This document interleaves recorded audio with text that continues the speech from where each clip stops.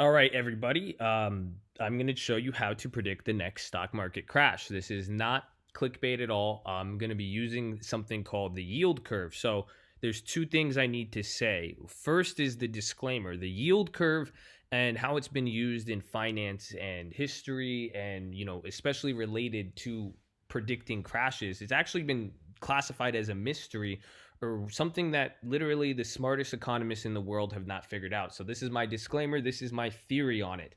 I did research on it. I've read many reports, and this is something I've been watching for years, and it has fascinated me. And I'm really excited to share it with you guys. I want to show you it.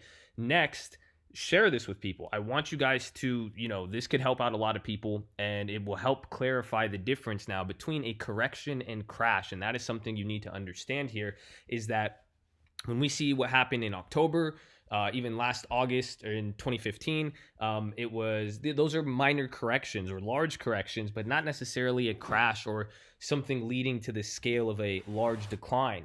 So I want to make sure you guys are, share this, help out, and then also like the video if you thought this was helpful, and subscribe too if you are new. Now let's get into this. This is the yield curve, and I'm going to animate it and show you guys. This is something I want to just show you guys and explain it, because this is the mystery. As people know, they call it the flattening or the inversion of the curve. It always precedes a recession or crash, and that's something we're seeing in the market. So see, here's the market. That's about 2000. A year went by. The curve is now inverted. So let me explain that here. The market's reaching a top. This is the tech bubble, but it is a inverted curve. And now that's something we should be watching here in 2019 and 2020. But now this curve is so important because it indicates something is unnatural, because right now this is the US bonds, and it's showing you the 3-month bond, the 2-year, the 5, 7, 10, whatever.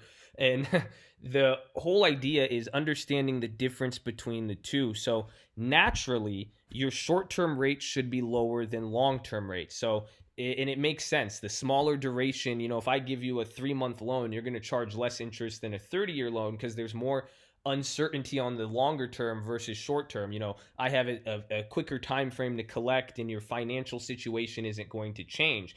So the problem that people have noticed and said is that when short-term rates are getting higher than long-term rates, that is just unnatural, and that's a problem. And now there's stuff from central bank intervention to this and that, and I'm going to share with you guys my theory on it, of why I believe it causes the crashes, or how you could use this to identify the next real market crash. But in general, when the rates are going up shorter in the shorter term than the higher term, that is a problem. And now there is also ways to look at this in terms of, this is the government rates, and, I'm going to share that with you, but it is related to even capital and bringing in capital for a country. But now observe here, I paused it. The yield curve is now inverted, where your short-term rates are longer than or higher than your long-term rates. So see here, they invert, and now they get further inverted, and look at what happens to the stock market.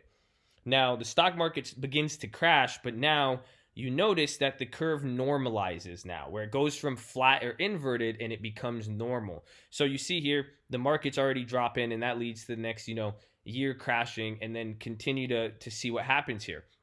It's dropping, and that now is the normal curve. And now my theory I'm going to share with you guys to understand this 3-month rate here, that is, right there, that is controlled by the government. And what I mean by that is the Federal Reserve. They're the ones who control the shortest term interest rates. That is the Fed funds rate that is controlled by them. So I'm going to show you guys what happens here now. You see the curve is normal. It's been normal. And now the market's going back up.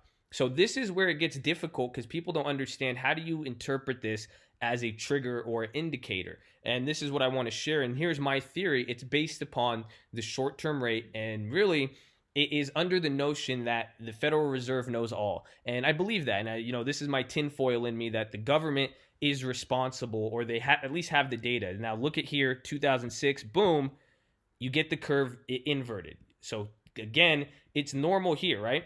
Short term is longer than higher term, but now what happens? Animate. So it goes, and then it flattens all of a sudden and inverts. But now this is the problem I want you guys to see. Just because it's inverted or flattened does not mean the market drops. This is where it messes with people, because after the first time it flattens or inverts, the market actually rips up another 20 or 30%. So that's why if you think just because the curve is flattened, it does not instantly mean, okay, crash is coming. And that's where a lot of people have failed to interpret this indicator.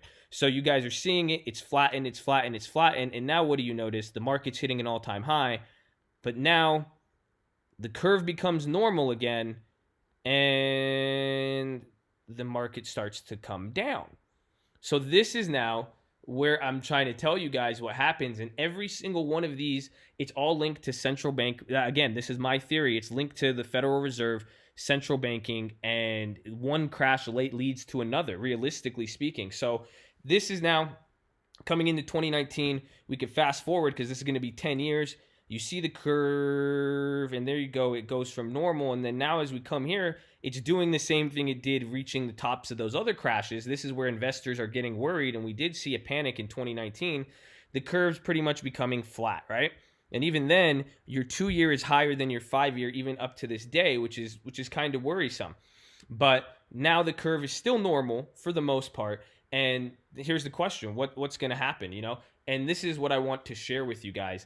It is that it's the Fed controlling it. And what I mean by that is that the Fed, I believe that they have all the access to the data. They know the economic, a lot of people assume that the Fed is a bunch of numbnuts, but I strongly disagree. These are some of the brightest minds in the world. I'm never going to, underestimate them, where they know what they're doing to a degree, and it's their job to control this stuff. So even when they're raising rates now, you'll notice the rates go up when the stock market's going up because it's asset prices. Just like real estate correlates with all of these, they don't want asset prices to go too high, because that is what happened that caused many crashes, from the East Asian financial crisis to the 80s, all the way to even Japan and their lost generation. If you guys aren't familiar with that, Japan was the second largest economy at one point, and they lost a lot of it because at one point, asset prices inflated too high. The price of land, the price of all this stuff, it got so high that it became, it raised, asset prices outpaced income. And that's why income and inflation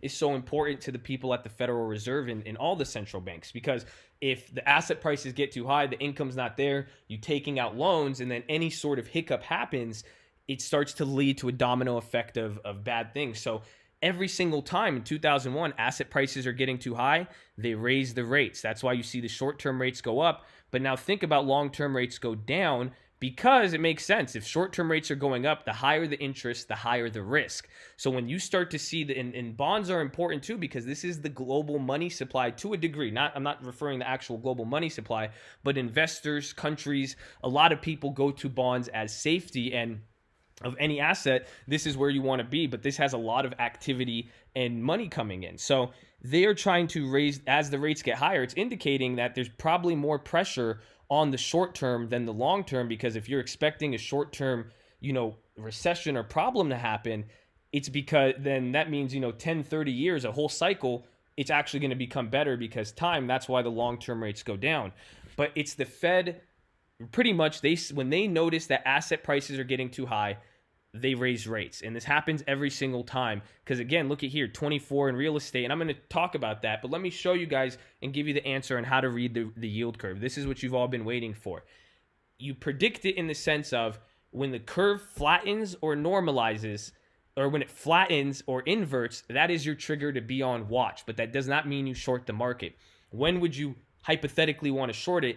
Is when the curve goes from inverted to flat and then normalizes. Because when you see here, it's flat, but the minute you start to see it come back to normal, notice what happens to the 3-month rate. This is the Federal Reserve.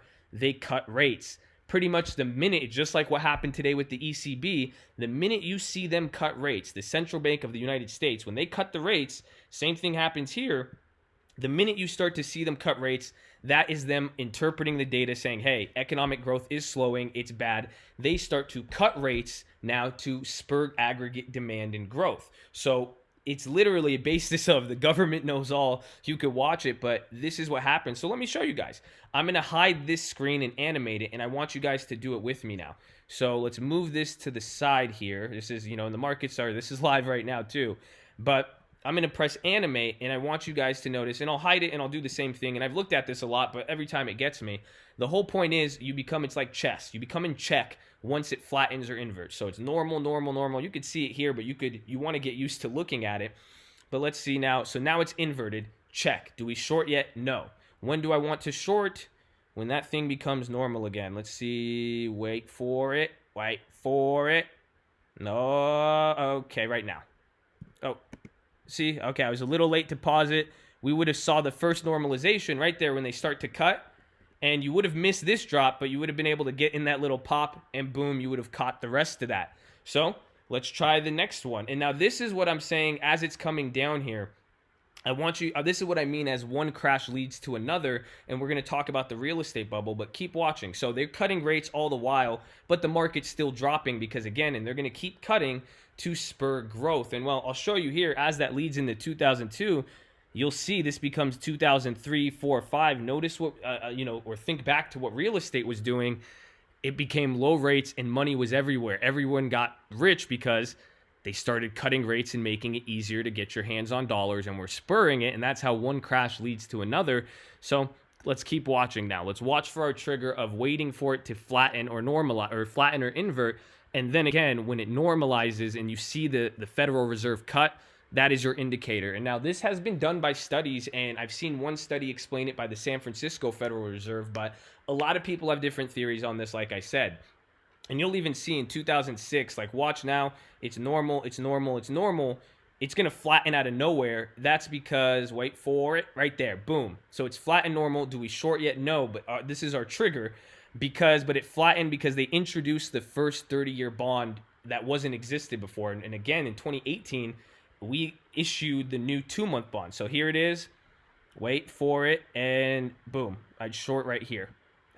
See, I would have got in, and I probably would have got crushed. I would have been, what, 8 months early? Ooh, yeah, so we wanted to short in October. See, it gets me every time, but the real thing is, right when you see that big cut, that's when you could have shorted, and you would have gotten the top, and boom, you would have caught both shorts using this same logic every time. Now, it may not work. Maybe I post this video, they go against this, and no, it's not going to happen like that because this is how it is, and I truly believe that the Federal Reserve and the government has access to this data, and they're the ones who truly understand this. You know, it's national security, for crying out loud, to protect the best interest of their country, and this is what you see happens. And again, it makes sense because they made the rates so low here, right?